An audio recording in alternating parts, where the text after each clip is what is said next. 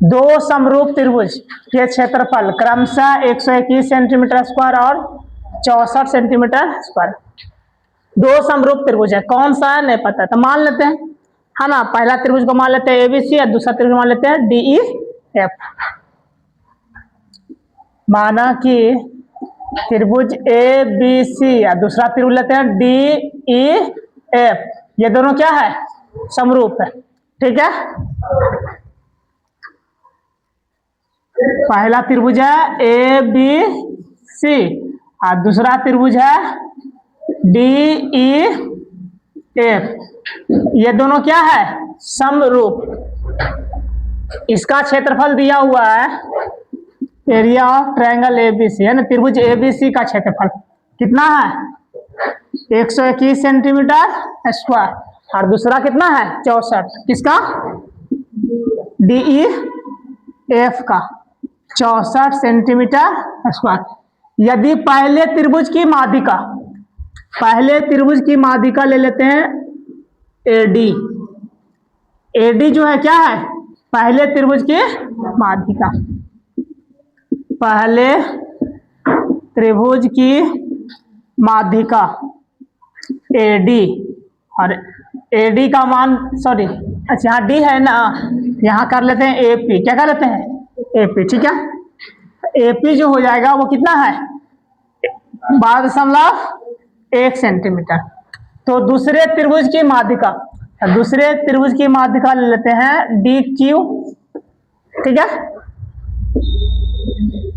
दूसरे त्रिभुज की माध्यिका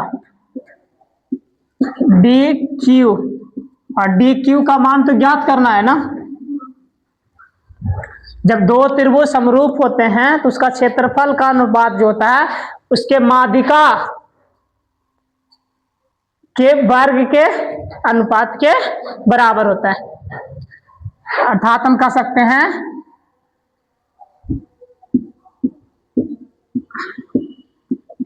त्रिभुज ए बी सी का क्षेत्रफल ना, एरिया ऑफ ट्रायंगल एबीसी और एरिया ऑफ ट्रायंगल डीईएफ का क्षेत्रफल है ना, कह सकते हैं त्रिभुज एबीसी का क्षेत्रफल और त्रिभुज डीईएफ का क्षेत्रफल का अनुपात जो होगा इसके माध्यिका के, तो माध्यिका कौन, पहला का माध्यिका एपी, इसका स्क्वायर, और दूसरा का माध्यिका कौन है डी क्यू, डी क्यू के स्क्वायर के बराबर होता है। त्रिभुज एबीसी का क्षेत्रफल कितना है 121 और डीईएफ का क्षेत्रफल कितना 64, और एपी, एपी कितना है 12.1 ना, और डी क्यू तो निकालना है,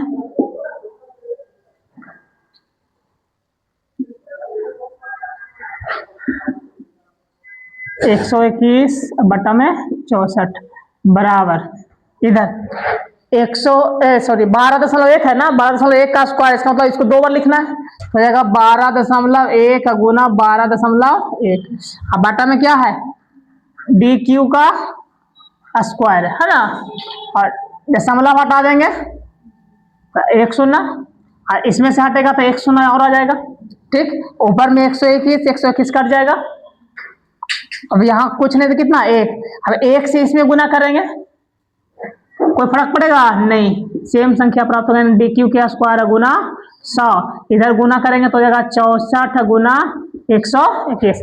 अभी 100 हमको मान निकालना है किसका डी क्यू का ना, तो डी क्यू के साथ में 100 गुना में, तो इधर जाएगा तो भागा में यानी बटा में, तो हो जाएगा डी क्यू स्क्वायर बराबर 64 गुना 121 बटा 100।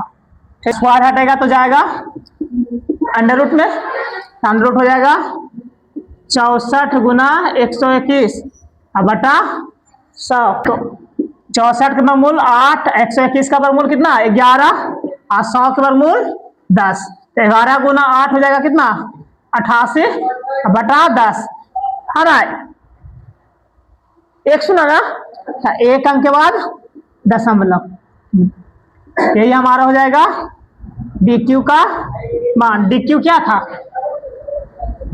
हाँ दूसरे त्रिभुज की माध्यिका, क्या ज्ञात करना था दूसरे त्रिभुज की माध्यिका, यही हमारा होगा ना सही आंसर 8 दशमलव